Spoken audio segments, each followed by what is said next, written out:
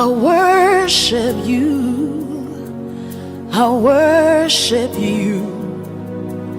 You are here, working in this place. I worship you. I worship you. You are here, moving in our midst. I worship you. I worship you. You are here, working in this place. I worship you. I worship you.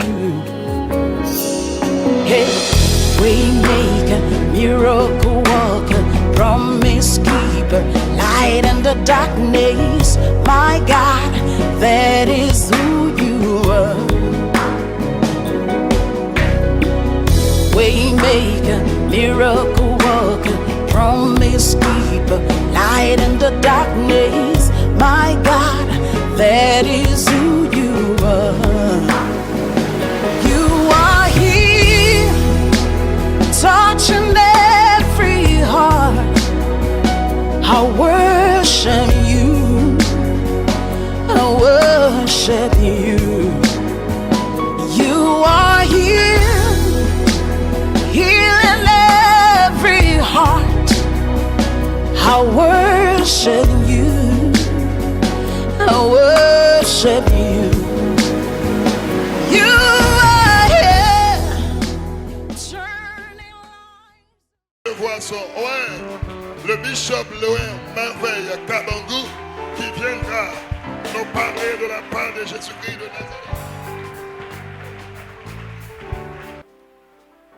Seigneur Jésus,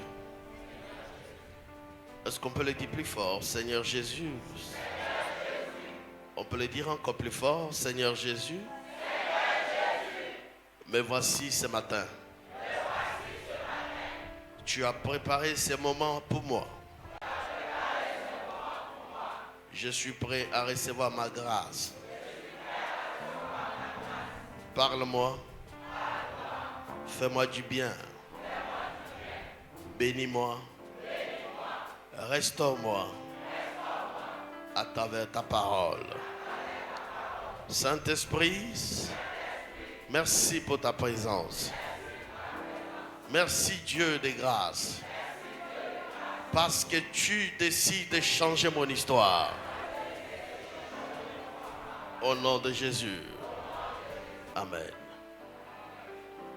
Alors, notre thème c'est la conquête de nouveaux territoires.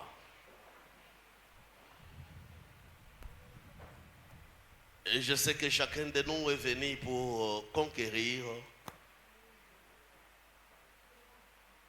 de nouveaux territoires ce matin. Et par la grâce de Dieu, je vais te parler sur la conquête financière. Quelqu'un dit avec moi la conquête financière. Ouvrons nos Bibles rapidement dans 2 Rois chapitre 4, verset 1 et le verset 2. Une femme d'entre les femmes des fils des prophètes cria à Élisée en disant: ton serviteur mon mari est mort et tu sais que ton serviteur craignait l'Éternel. Or le créancier est venu prendre mes 2 enfants pour en faire ses esclaves. Élisée lui dit: que puis-je faire pour toi? Dis-moi, qu'as-tu à la maison?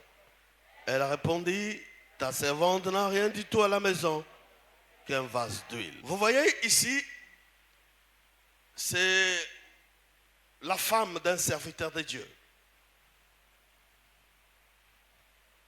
qui craignait Dieu beaucoup. Elle vient voir le prophète Élisée avec une requête. Elle dit: homme de Dieu, j'ai un sérieux problème. Mon mari est mort, c'est un homme fantastique. Elle donne un très bon témoignage de son mari. Mon mari craignait l'Éternel. C'est un homme qui marchait dans la fidélité, qui marchait dans la sanctification. Mais il y a un problème. C'est qu'en mourant, mon mari m'a laissé avec les dettes. Et le créancier est venu prendre mes deux enfants pour en faire ses esclaves. Quand je lisais ces passages, quelque chose a troublé mon esprit. Comment ce monsieur qui craignait Dieu a pu mourir et laisser sa famille dans des problèmes? Je suis convaincu que comme il craignait Dieu, il était au ciel avec les anges. Mais entre-temps, sur la terre, sa femme et ses enfants sont dans des problèmes. À cause de la pauvreté, les enfants d'un homme qui craignait Dieu étaient obligés d'être pris comme des esclaves. Comment un homme qui craignait Dieu? Qu'est-ce qui a pu se passer pour qu'il laisse sa famille dans des problèmes pareils? Et quand je faisais mon exégèse, je me suis posé des questions. Qui a fait que cet homme craignant Dieu meurt pauvre? Est-ce que c'est Dieu? La réponse est non. Est-ce que c'est le diable? La réponse est non. Mais qui a fait que cet homme meurt pauvre? La réponse est lui-même. Quelqu'un dit avec moi, lui-même. Tu n'as pas parlé, dis plus fort, lui-même. Tu n'as pas parlé, dis plus fort, lui-même. Dis avec moi, moi je ne serai pas comme ça. Dis pas le fort, dis moi je ne serai pas comme ça. Dis je ne vais pas laisser ma famille dans des problèmes. Après avoir marché dans la crainte de Dieu. Donc cet homme avait une mauvaise compréhension de la crainte de Dieu. Pour lui, la crainte de Dieu était le synonyme de la pauvreté. Et il y a les gens qui continuent à comprendre les choses de la même manière aujourd'hui. Pour être très saint, il faut être pauvre parce que l'argent est satanique, l'argent est du diable, l'argent c'est les démons. Alors, ces gens de chrétiens, voyez comment ils marchent. Regardez-moi ici. Il a sa Bible, il marche. Moi, je suis chrétien, je vais aller au ciel. L'argent, c'est satanique. L'argent est diabolique pour les francs-maçons. Et au finish, tu mets pauvre. Lève tes mains et dis, je ne veux pas mourir pauvre. Tu n'as pas parlé, dis, je ne veux pas mourir pauvre. Tu vois, si ton ami ne parle pas, il n'y a pas de problème. Toi, parle, dis, je ne veux pas mourir pauvre. Dis au nom de Jésus, je ne veux pas mourir pauvre. Je ne veux pas ressembler à cet homme. Et quand vous lisez encore la Bible, vous trouverez un autre homme qui avait mal compris aussi la crainte de Dieu. Cet homme s'appelle Lazare. Quelqu'un dit avec moi Lazare. Bouge ton voisin, dit Lazare. Quand j'étais à l'école de dimanche, enfant, mon pasteur à l'époque nous prêchait l'histoire de Lazare. Il nous disait Lazare c'était un homme bien et il y avait un homme riche qui était un homme mauvais. Mais quand j'ai relu l'histoire de Lazare, j'ai compris beaucoup de choses. La première des choses, ce n'était pas Dieu qui avait rendu Lazare pauvre. Il y a une phrase qui avait rendu Lazare pauvre Dans Luc 16, 21, on dit Lazare, il désirait manger les miettes. Il désirait manger les miettes. La Bible ne dit pas Lazare désirait manger avec les riches à la table. On dit il désirait manger les miettes. Et encore la Bible dit, fais de l'Éternel tes délices, il te donnera ce que ton cœur désire. Donc si tu désires les miettes, tu auras les miettes.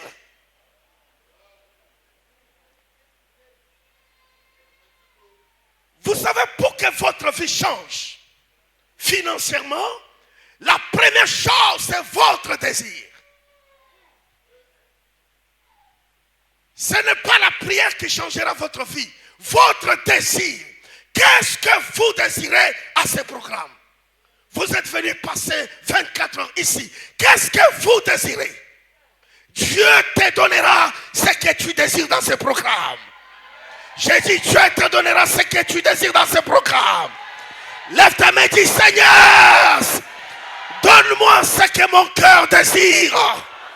Parle fort, dis, Seigneur, donne-moi ce que mon cœur désire.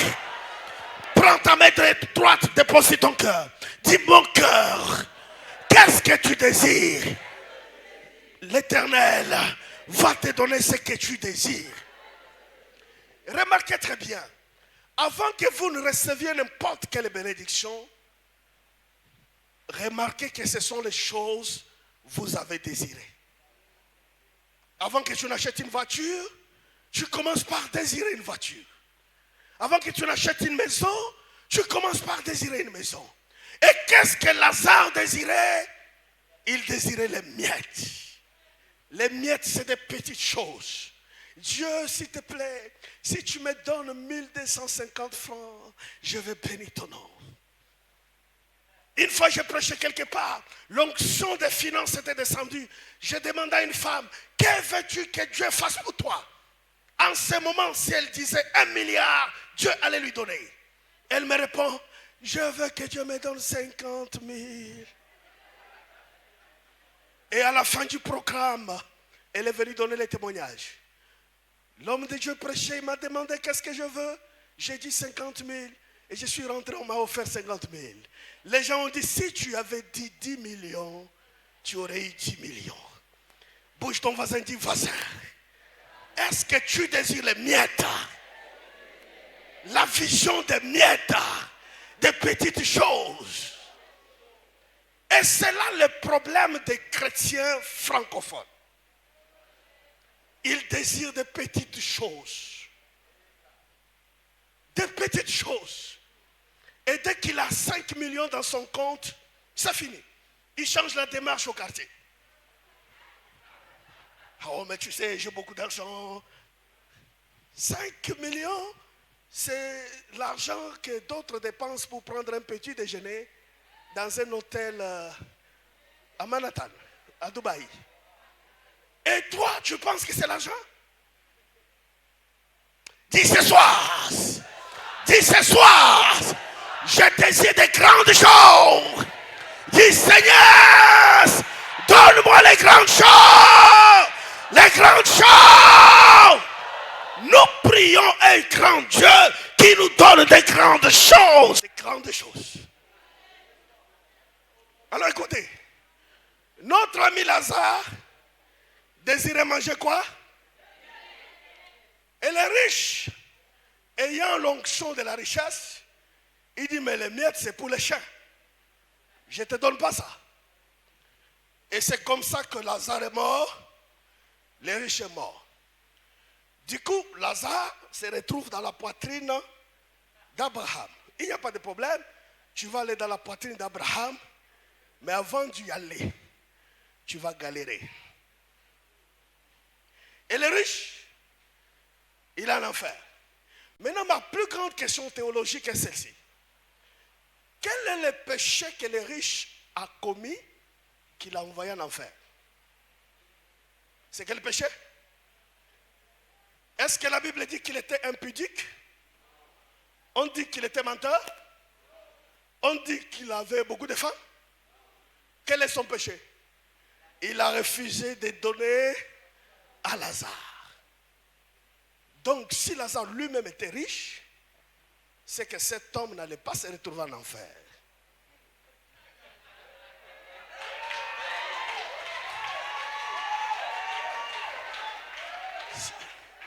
Ce qui veut dire, avec l'esprit de pauvreté, tu vas envoyer beaucoup de gens en enfer, toi.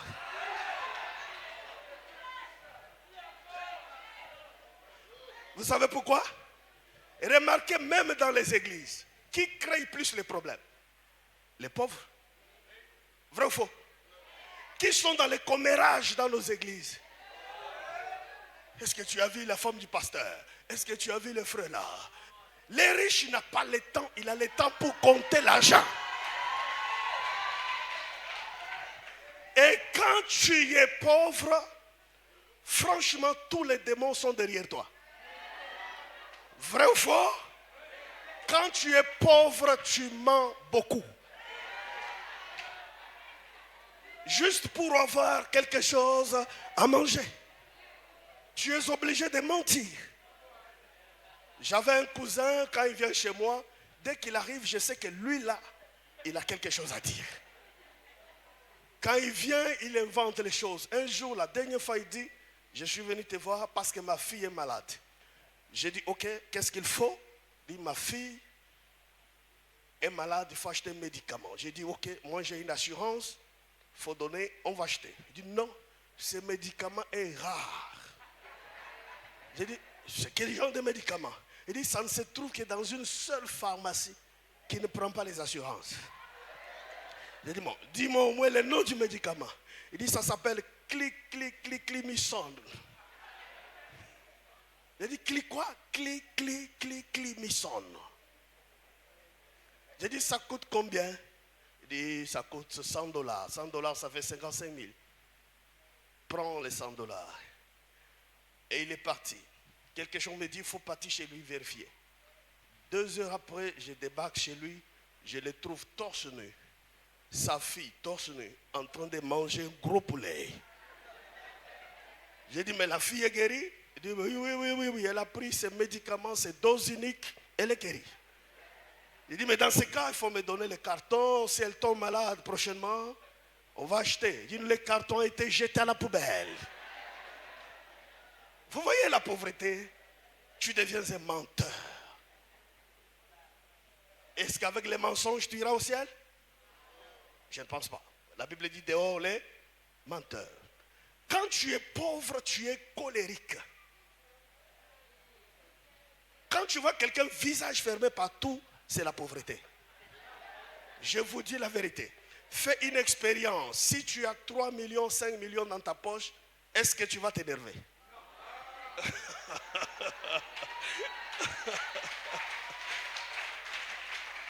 Mais quand tu es pauvre et qu'un enfant casse un verre par hasard, pourquoi?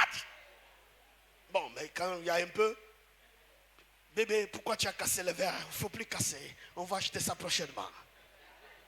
Et quand tu as un peu, tu salues tout le monde au quartier. Bonjour, bonjour, comment vous allez? Mais quand il n'y a rien, bonjour.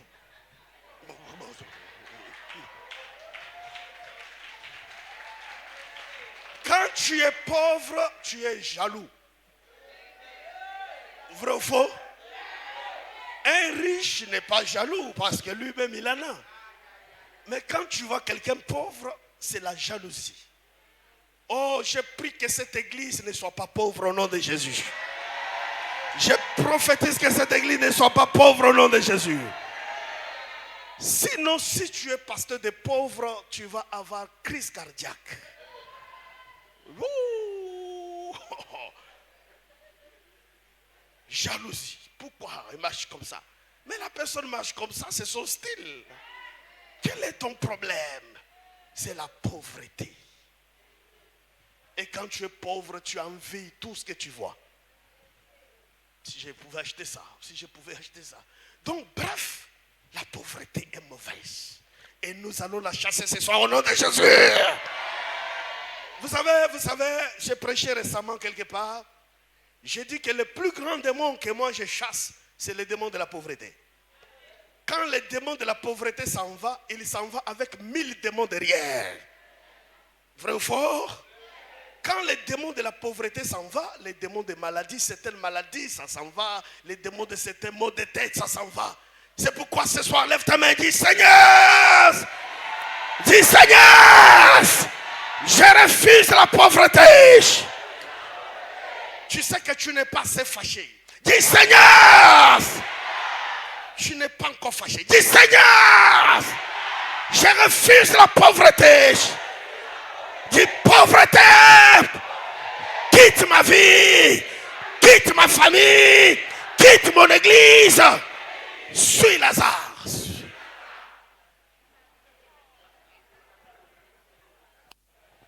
Prends la main de ton voisin. Dis ce soir, nous ne sommes pas dans un rassemblement de pauvres, mais nous sommes dans un club de milliardaires en Jésus.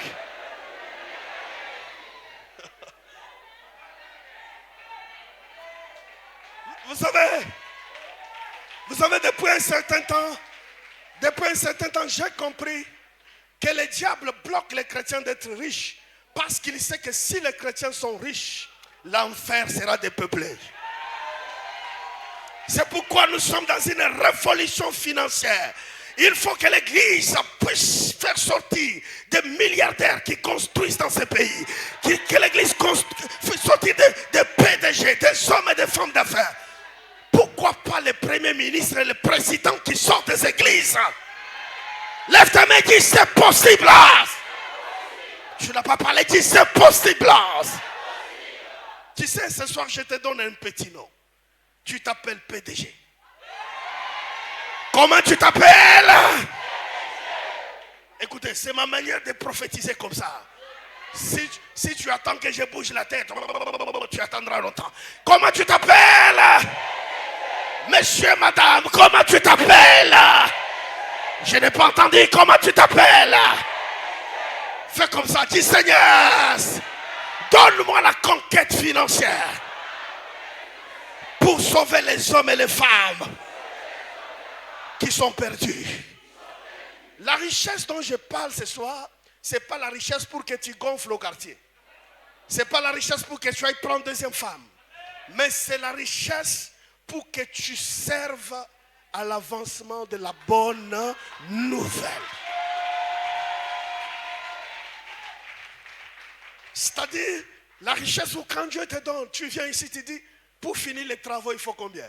Oui, bon, il faut 80 millions. Dis bon, pasteur, prenez 80 millions. Et le royaume des cieux avance. Ce n'est pas Aladji qui viendra nous donner l'argent ici.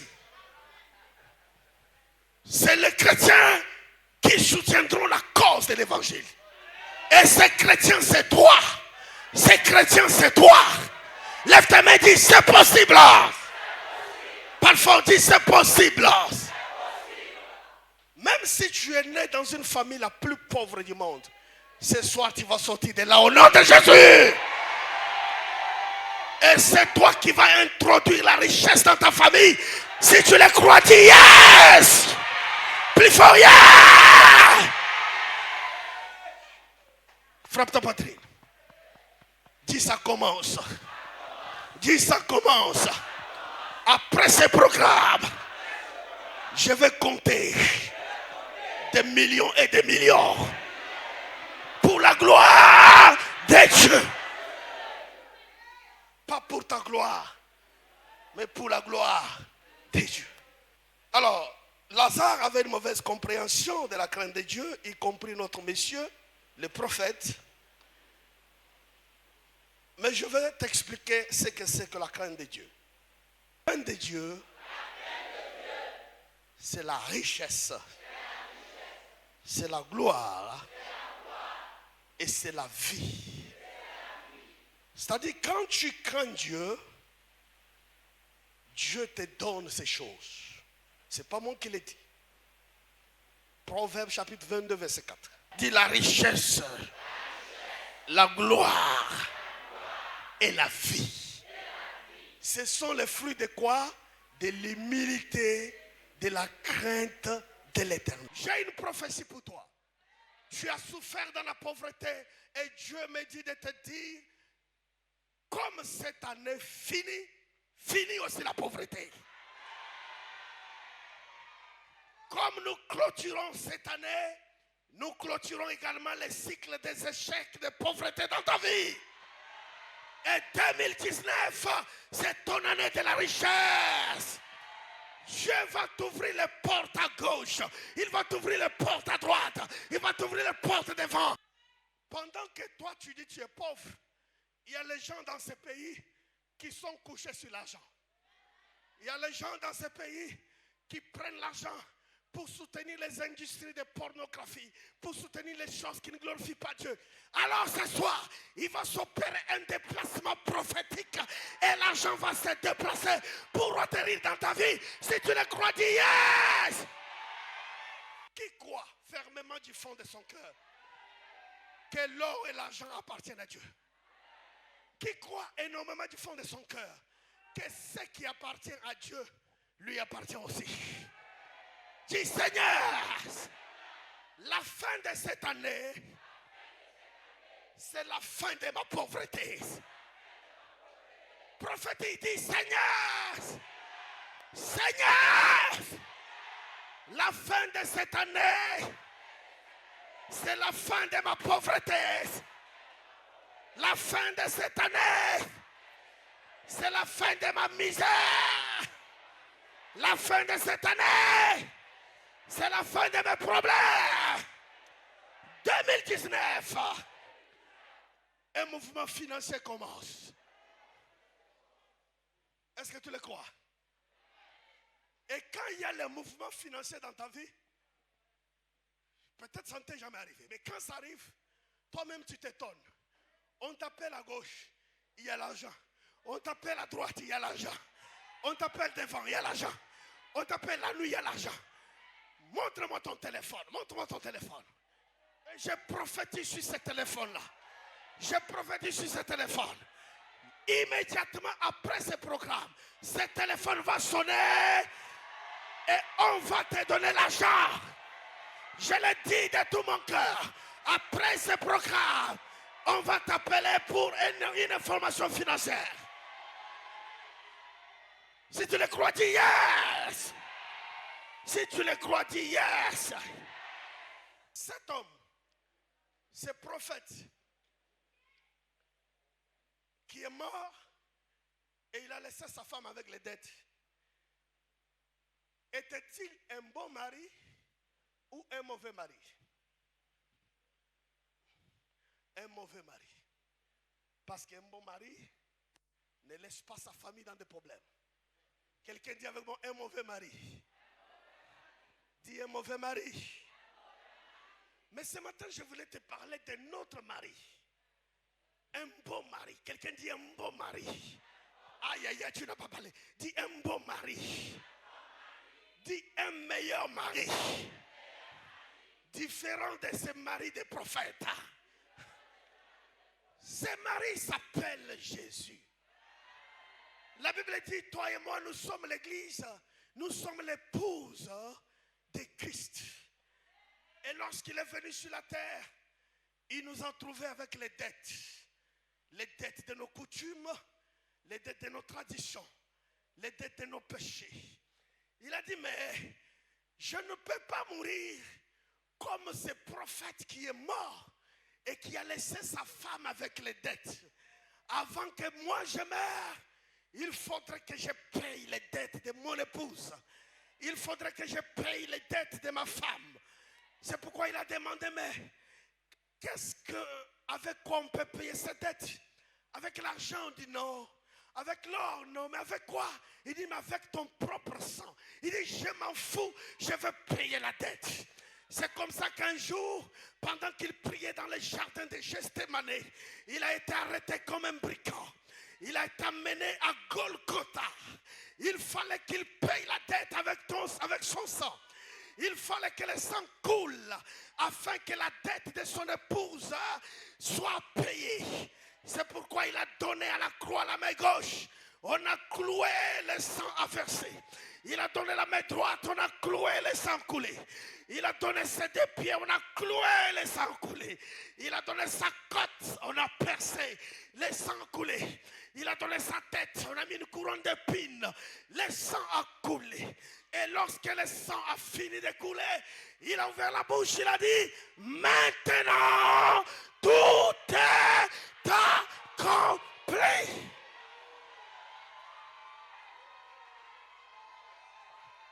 En d'autres termes, toute la dette a été...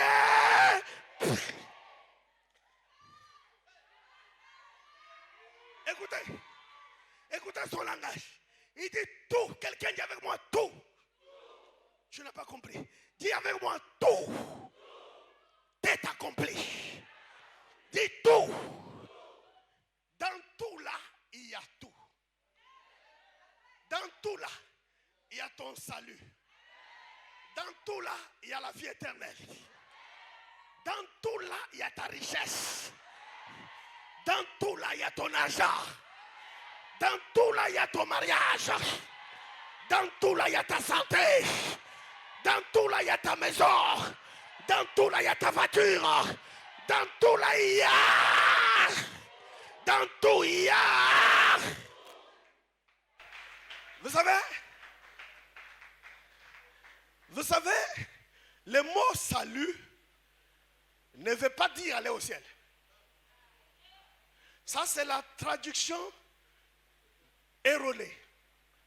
Je suis professeur de théologie. Le mot salut veut dire délivrance totale. Dans salut, il y a la vie éternelle, il y a la guérison, il y a la délivrance, il y a l'argent, il y a tout. C'est ce grand mot-là qu'on a traduit qui dit salut. Donc quand tu dis tu as le salut, ça ne veut pas seulement dire tu as la vie éternelle. Ça veut aussi dire tu as la délivrance, tu as la guérison, tu as l'argent, tu as la santé, tu as la prospérité. Tout ça, c'est tout. C'est ce que Jésus dit à la croix. Tout est accompli. Quelqu'un dit avec moi tout. Est-ce que vous pensez que Jésus à la croix a payé seulement pour que tu ailles au ciel et en attendant sur la terre, tu vas mentir pour manger? Vous pensez que c'est juste ça? Vous pensez qu'il a payé pour que tu sois sauvé au ciel? En attendant sur la terre, tu es Salomon. Vous connaissez Salomon? Salomon, c'est les gens qui se couchent au salon. Quand tu dors au salon des gens, on t'appelle comment? Salomon. Bon, ça c'est mon français à moi. Hein. C'est pas dans le dictionnaire. Hein. Et tu te couches au salon des gens, monsieur Salomon. Tu ne te réveilles pas vite. Tu dors. Après, quand tu te lèves, tu parles la langue. Chandabara, chandabara. Quitte avec tes langues, va chercher ta maison. Dis cette nuit. Dis avec moi cette nuit. Tu n'as pas parlé. Dis cette nuit. C'est fini. Dis c'est fini. Tu n'as pas parlé. Dis c'est fini. C'est-à-dire quand tu sors là, la pauvreté la reste où? Ici. Dis c'est fini. Dis c'est fini.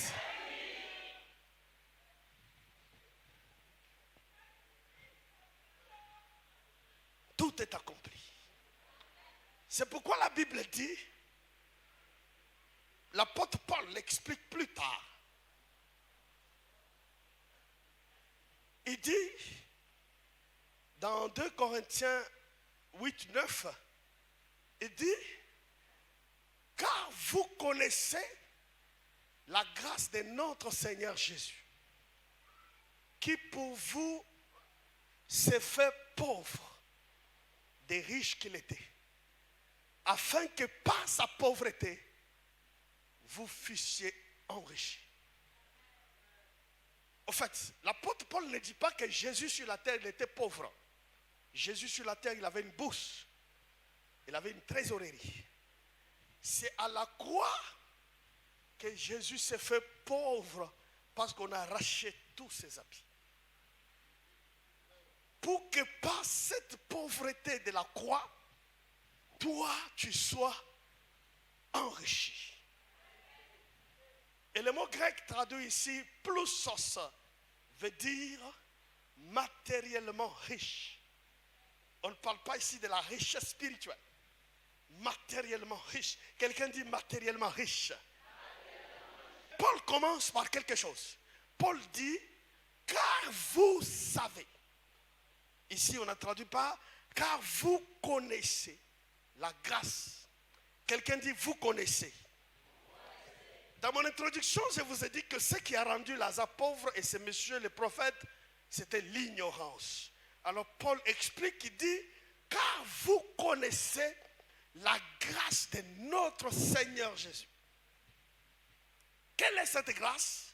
Il s'est fait pauvre pour que moi je sois enrichi. En d'autres termes, tu ne peux pas devenir riche sans que tu ne connaisses la grâce.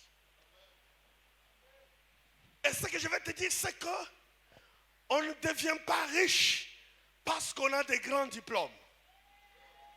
La preuve en est qu'il y a les gens qui ont des grands diplômes qui sont chauffeurs de Woro. On ne devient pas riche parce qu'on est beaucoup intelligent. Je connais beaucoup de gens très intelligents, mais qui sont vendeurs du pain au quartier. La seule chose qui peut te rendre riche, ça s'appelle la grâce de notre Seigneur Jésus-Christ. Quelqu'un dit avec moi, la grâce de notre Seigneur Jésus-Christ.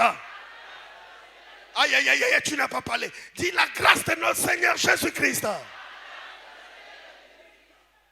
Un jour, j'étais à Brazzaville, au Congo-Brazzaville. J'étais en retraite. Alors, j'ai eu faim. Je voulais manger un morceau de pain. Je suis entré dans un supermarché qui était en face de là où je m'étais interné. J'ai vu un monsieur. Il me demande, monsieur, vous voulez du pain beurreux ou du pain chocolaté ou du pain... De toute façon, il parle français. Même les Français ne parlent pas comme ça. Ah, est-ce que tu veux du pain beurreux? J'ai dit, hey, ton français là est fort. Tu as quel niveau d'études? Il dit, j'ai un doctorat en linguistique moderne. Il dit, doctorat en linguistique. Et tout ton doctorat finit dans du pain beurreux, du pain chocolaté. J'ai compris que ce n'est pas la richesse, ce n'est pas l'intelligence qui rend les gens riches. La preuve, tu étais beaucoup intelligent à l'école, n'est-ce pas? Tu sautais premier en mathématiques, en philosophie. Et aujourd'hui, il n'y a rien. La seule chose qui rend les gens riches, c'est la grâce. Quelqu'un dit avec moi la grâce. Tu n'as pas parlé, dis plus fort la grâce. My God, parle fort, dis la grâce. Lève tes mains, dis Seigneur, je veux ta grâce. Je veux ta grâce. Je veux ta grâce sur ma vie, sur ma famille, sur mes affaires, sur mon travail. Ta grâce. J'étais en faculté de droit avec un ami. Il s'appelle Freddy. Alors, quand le professeur vient, il explique. Les droits constitutionnels veut dire. Et voici.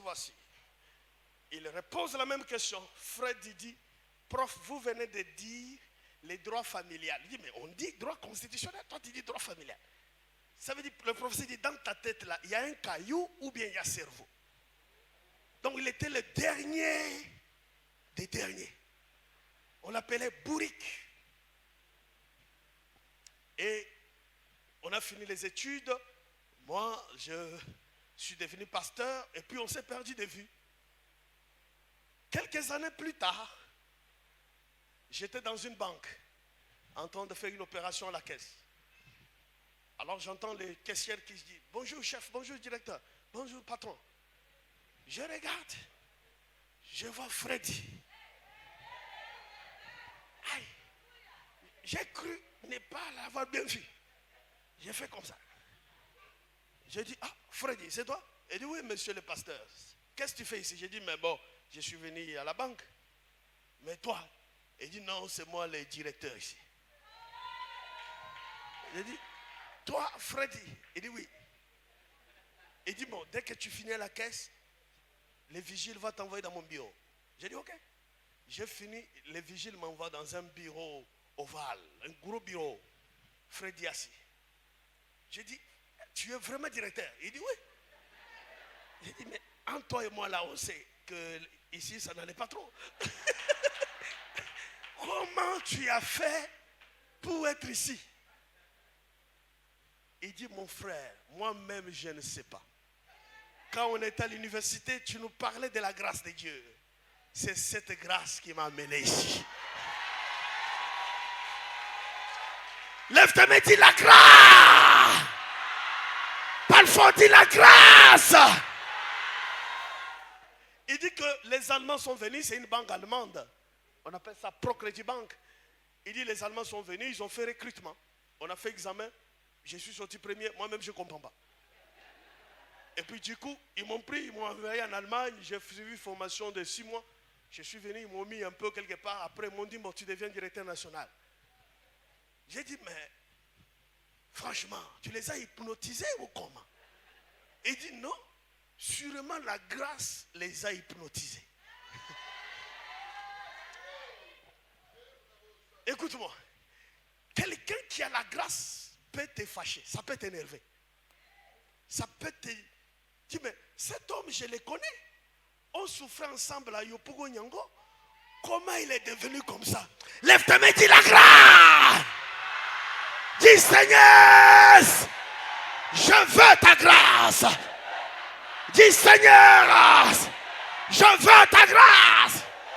Dans mon travail, dans mes affaires, il y a une chose qui, si cette chose tombe sur ta vie, ça change l'histoire de ta vie. Cette chose s'appelle la grâce. C'est pourquoi lorsque l'ange est arrivé chez Marie, l'ange n'a pas dit à Marie, je te salue, toi qui es belle, ou toi qui es gentille, ou toi qui prie beaucoup, dit, Marie, je te salue, toi à qui une grâce a été faite. Ce matin, je m'adresse à quelqu'un à qui une grâce sera faite ce matin. Je m'adresse à une femme, je m'adresse à un homme à qui une grâce sera faite. Lève tes mains, dis une grâce. Tu n'as pas parlé, dis une grâce. Écoutez, qu'est-ce qui fait que vous allez déposer les dossiers dans une société? On veut 3 personnes. Vous venez 5000 déposer les dossiers. Et dans les 5000, on ne prend que 3 dossiers. Ce n'est pas parce que les autres ont eu 100% au concours. C'est une question de grâce. Je vais vous expliquer comment ça se passe. Mon épouse est responsable des ressources humaines. Quelque part, c'est elle qui emploie les gens. Un jour, elle est venue avec les plis des dossiers, les CV, au moins 2000. Elle dit, on cherche 2 personnes. 2000 CV. Et moi, je dormais. Je suis sorti, je l'ai trouvé au salon, en train de lire les CV. J'ai pris un CV. J'ai regardé, je vois le visage d'une femme. J'ai dit, il faut prendre celle-ci. Elle m'a dit, tu la connais? J'ai dit non. Mais je sens seulement qu'il faut la prendre. Il dit, tu n'as même pas lu son CV. J'ai dit, il faut la prendre. Elle met à côté. Elle prend le téléphone et dit, madame, vous avez été sélectionnée pour le poste. La femme parle la langue là où elle était. Elle chante d'abord. Elle dit, je suis en prière depuis 2 semaines. Je suis en train de jeûner pour ce travail. Est-ce que vous comprenez comment les choses se passent? Dis avec moi la grâce. Et quand elle est embauchée, ma femme lui a dit, je suis la femme d'un pasteur. Elle dit, également moi aussi je suis la femme d'un pasteur. Avec mon mari, le ministère est difficile, on a tellement de problèmes. Donc je suis entré en prière. J'ai demandé une grâce pour qu'on me trouve un travail, que je soutienne le ministère de mon mari. Mais vous voyez dans les lots de CV, la grâce l'a sélectionné. quand tu as la grâce va te sélectionner. Lève-toi tes mains, dis la grâce. Mets tes mains sur ta tête, dis Seigneur, je veux ta grâce. Oh Dieu, donne-moi ta grâce. Oh Dieu, je veux ta grâce. Et ce soir, c'est la grâce financière qui va descendre sur ta tête.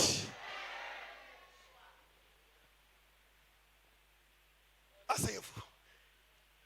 Qu'est-ce que c'est la grâce? Vous connaissez la réponse. C'est une faveur imméritée. Mais cette faveur imméritée doit être cherchée. Lorsque vous lisez, la première fois que le mot grâce a été utilisé dans la Bible, c'est dans le livre de Genèse, chapitre 6, verset 1.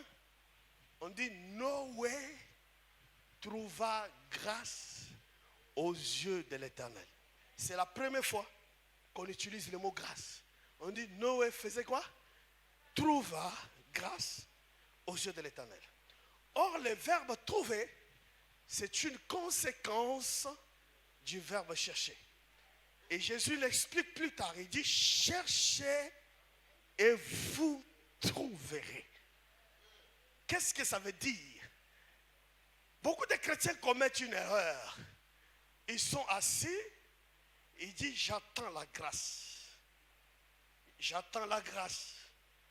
Une année passe, 5 ans passent. Non, il ne faut pas attendre la grâce.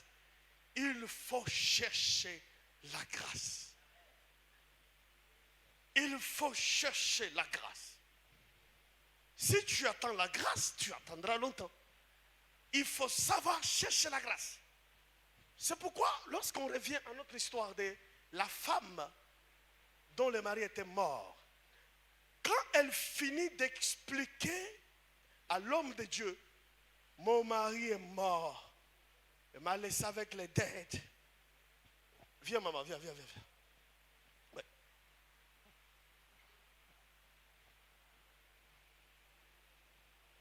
Alors, explique-moi, dis, prophète, mon mari est mort, il m'a laissé avec les dettes, les créanciers viennent prendre mes enfants. Avec une voix mélancolique, bien sûr. Prophète, mon mari est mort, il m'a laissé avec des dettes et les enfants. Si c'était nous les pasteurs d'aujourd'hui, qu'est-ce qu'on allait faire immédiatement? On va prier. Mets-toi à genoux. Au nom de Jésus, l'esprit de pauvreté, l'esprit de sécheresse, oh Dieu, soutiens cette femme, n'est-ce pas? C'est ce qu'on fait et rien ne change.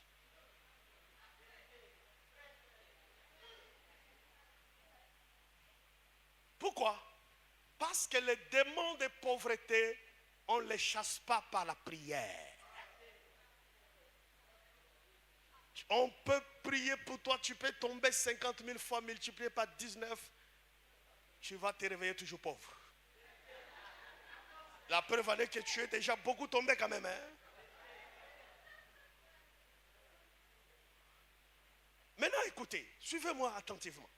Quand la femme finit de parler, au lieu qu'Élisée prie pour elle, Élisée lui pose la question. Qu'as-tu à la maison? C'est-à-dire, c'est à partir de ce que tu as à la maison que la grâce va couler. À partir de ce que tu as, la grâce coulera. Alors, regarde ton voisin. Maman, va à ta place et reçois cette grâce. Regarde ton voisin et dis, voisin, qu'as-tu à la maison? Il faut bien lui demander, voisin, tu veux que la grâce coule dans ta vie? Qu'as-tu à la maison? À partir de là, la grâce coulera. Qu'est-ce que ça veut dire? Si tu veux que tu sois un homme, une femme remplie de grâce, aie toujours quelque chose. Si tu es un chrétien rieniste, dites avec moi rieniste. Franchement, ce n'est pas dans les dictionnaires, c'est mon mot. Vous comprenez, il y a le mot rien, on ajoute iste, ça devient quoi? On va cotiser pour acheter une ampoule qui coûte 2000 francs. Moi, je n'ai. Quelqu'un mort au quartier, on va cotiser 5000. Moi, je n'ai. On va acheter un balai à l'église. Moi, je n'ai. Si tu es rieniste, tu mourras dans la pauvreté. Regarde ton voisin.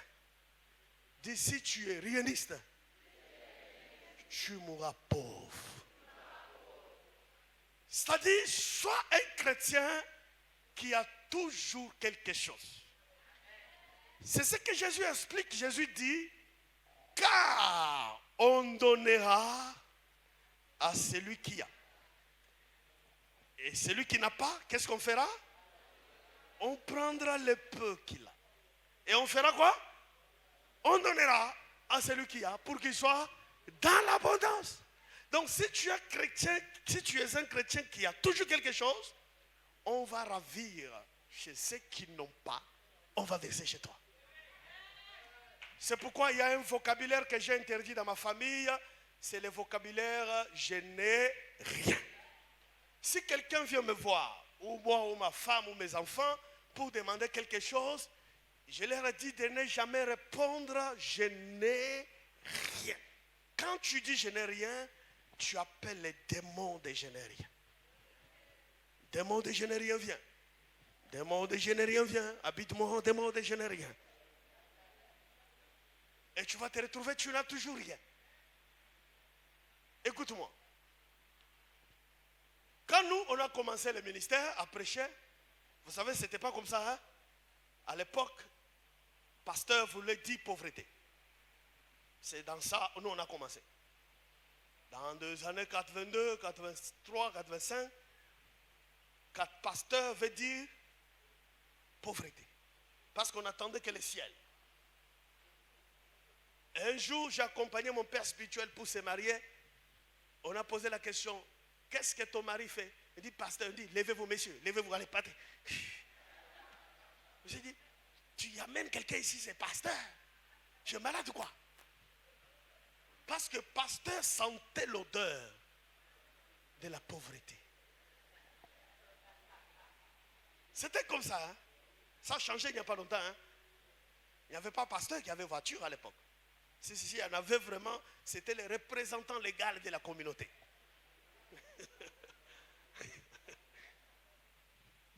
Mais quand j'ai commencé à comprendre ces choses, j'ai compris qu'il fallait que je sorte de la pauvreté. Parce que j'avais un pantalon rouge, une chemise bleue et une cravate verte. Et j'avais les sandales qu'on appelle en lingala tataleki alekiawa. Ça veut dire l'oncle paternel est passé par ici. Ça veut dire quand tu marches, ça lèche les tampons sur la route. On sait que l'oncle paternel était passé par ici. Mais pour que je sorte de là, il a fallu que je suive un homme de Dieu qui a révolutionné ma vie. Et j'avais à l'époque une petite voiture qu'on appelait Mazda. Si je démarre ça, ça fait dou, dou, dou, dou, dou, dou, dou. Le train n'a pas de bruit. Hein? Et l'homme de Dieu a prêché, j'ai dit, mais il faut que je sorte de la pauvreté. Je me suis levé. J'ai dit, je vais donner $1000. Les gens me regardent, tu as $1000? Ouais. Je vais donner $1000. J'avais déjà calculé la valeur de Mazda. Dès que le culte est fini, j'ai soldé Mazda. On m'a donné 900 quelques, j'ai ajouté. Je suis allé voir l'homme de Dieu, j'ai dit, voici mon offrande. Prie pour moi. Je suis trop pauvre. Écoute-moi. Tu ne sortiras pas de la pauvreté en train de parler en langue. Shindabara, shindabara, shindabara, shindabara. Et il y a même des langues de la faim. Tellement tu as faim, tu dis, les gens pensent que tu parles la langue, oh c'est la faim.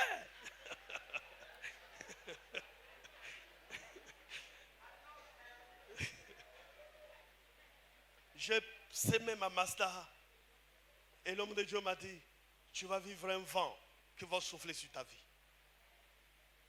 Et du coup, 3 ou 4 mois après, une femme m'appelle. Elle dit, Dieu m'a mis à cœur, moi et mon mari, on va voyager. Dieu m'a mis à cœur de te donner notre voiture.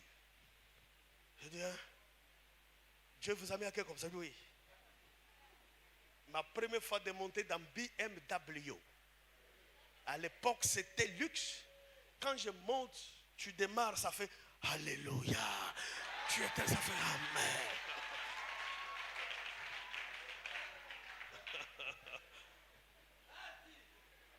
Et du coup, depuis ce jour-là, je ne blague pas avec ce qu'on appelle chercher la grâce. Non, je ne blague pas. Je vide mes comptes, je fais ce que je peux, et en retour, tu reçois la grâce. Je vais vous faire remarquer un truc. À chaque fois que tu fais du bien à quelqu'un, la personne est contente. En retour, toi-même, tu ressens la joie. Bon, ceux qui ont l'habitude de le faire, ils savent. Quand tu fais le bien à quelqu'un, la personne est contente. En retour, dans ton cœur, tu ressens une forme de joie. C'est une grâce que tu reçois. La personne va prendre les 500 000 que tu lui as donnés, va vider, mais toi, tu as pris sa grâce. Donc, soyez des chrétiens qui savent arracher la grâce. Ne soyez pas des parleurs en langue. Je connais un pasteur au Gabon, il parle en langue. Maman, mon Dieu, mon roi. Quand il parle en langue, maman. Mais quand il finit, il dit, Bishop, je peux avoir 300 avec toi. J'ai dit, mais avec toutes ces langues, tu demandes 300. Fais comme ça, dis, donnez, il me sera donné. Tu n'as pas parlé, dis, donnez, il me sera. C'est le seul secret de la richesse. Comment s'appelle le secret de la richesse? Est-ce qu'on dit prier et il vous sera donné? Est-ce qu'on dit jeûner et il vous sera donné? Parce que j'ai croisé un frère dit, je suis dans un jeûne de 40 jours. J'ai dit, tu cherches quoi? Il dit, je vais devenir riche. J'ai dit, ok, il faut prier. Quand il a fini 40 jours, il dit, Daddy, je vais doubler, je vais faire 80 jours maintenant. J'ai dit, tu vas faire 4000 jours. Tu seras pauvre toujours. Le secret, c'est quoi? Et il vous sera.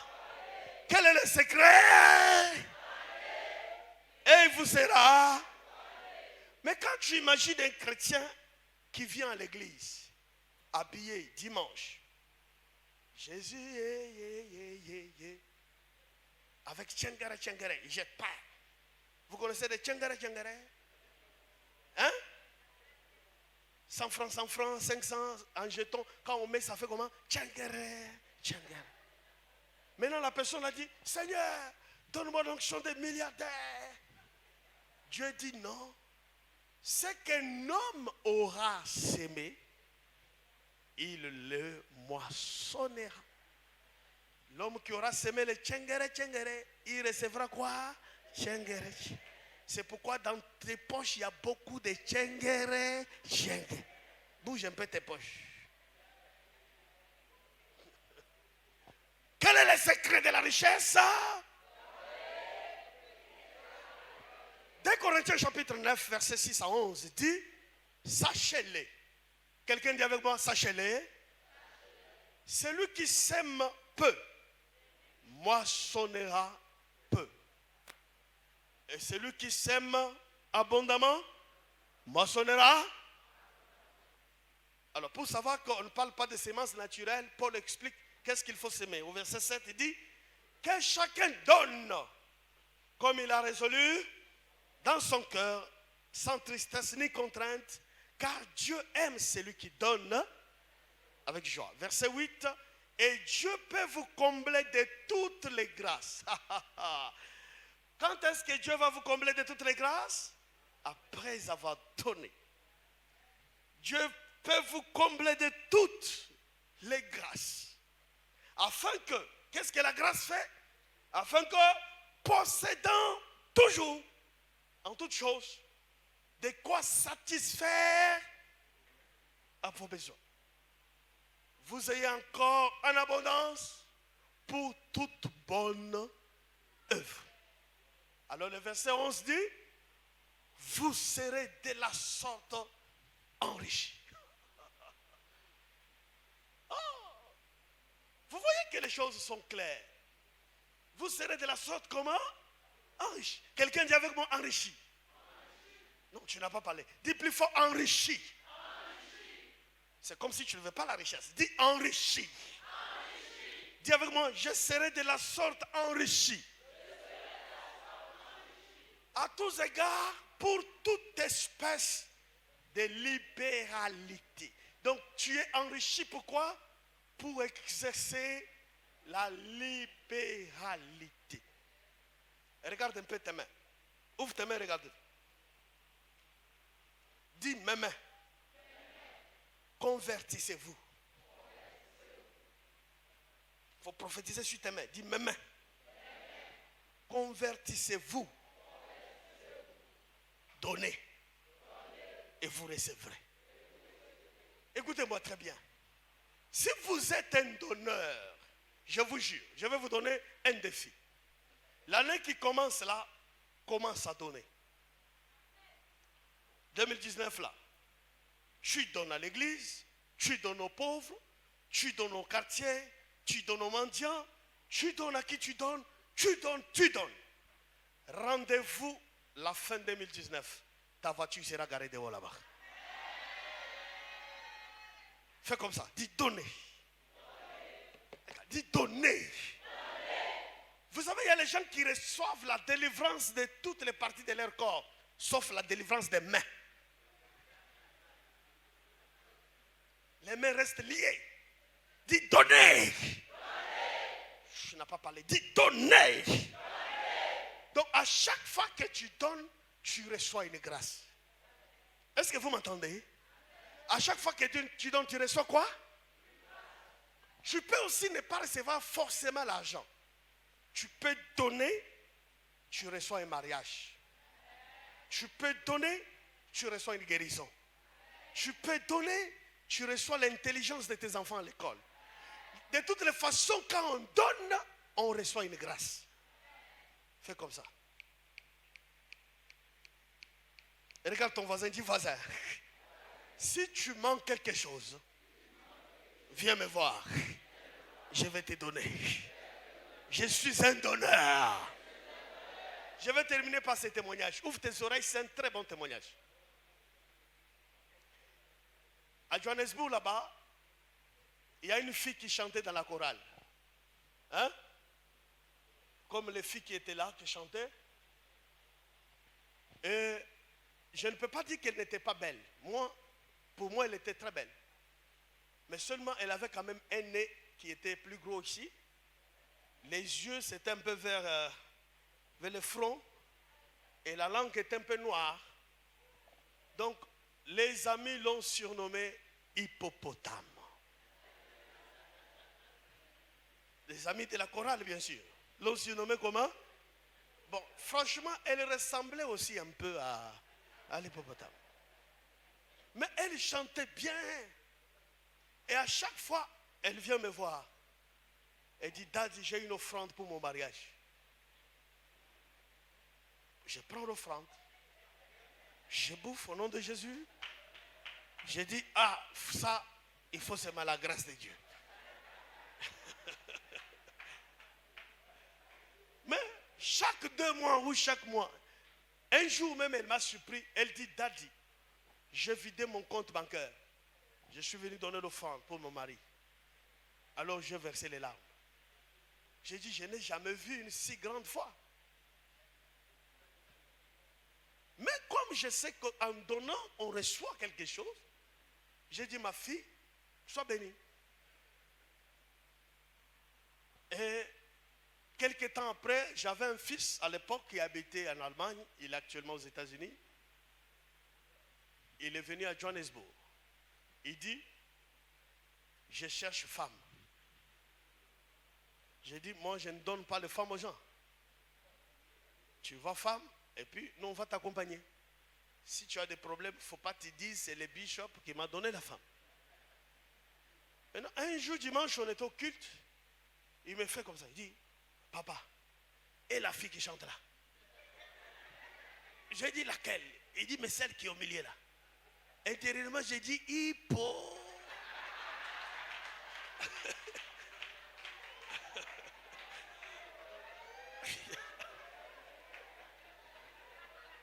J'ai dit, mais ce petit est malade ou quoi? Toutes ces filles ne voient pas. Il dit, mais elle est mariée ou bien elle est fiancée? J'ai dit, à ma connaissance, elle n'est pas fiancée. Mais c'est pourquoi? Il dit, non, sa manière de chanter là, je me vois en train de prêcher, puis elle chante. Puis, j'ai dit, franchement, bon. J'ai dit, non, tu peux la parler, tu peux la croiser. Hein? Après le culte, il a dit à la fille, on peut se croiser au restaurant, on va parler. La fille dit, moi? On va parler de quoi? Il dit, non, on va parler. Directement, il m'appelle, papa, ton fils là, il dit qu'il veut me parler. C'est de quoi il parle? J'ai dit, je ne sais pas. Donc, ils sont partis au restaurant. Il dit, mais quand tu chantais, le Seigneur m'a convaincu qu'on va marcher ensemble, tu es ma femme. Elle dit, moi, je ne crois pas. Elle-même doute de son miracle. Oh, la grâce de Dieu était en train d'opérer. Attention avec la grâce. Et mon fils l'a dit, non, moi je dois repartir vite en Allemagne, donc on va vite faire mariage. Au bout de 3 semaines, il a fait la dot mariage. Et quand on a annoncé que la sœur s'est mariée, toute la chorale dit, hippo.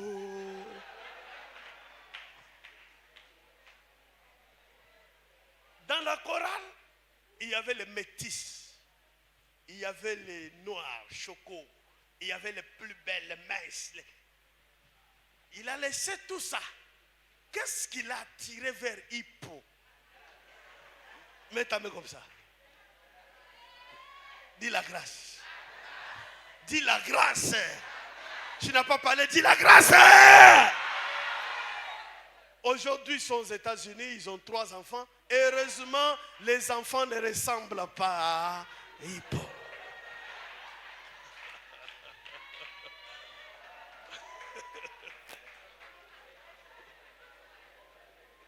Mets tes mains sur ta tête. Dis, Seigneur, je veux ta grâce. Mets-toi debout. Dis, Seigneur, dans ce monde, mes efforts ne peuvent rien produire. Ma beauté ne peut rien produire. Mon intelligence ne peut rien produire. Mes calculs ne peuvent rien produire. Mon raisonnement humain ne peut rien produire sauf ta grâce.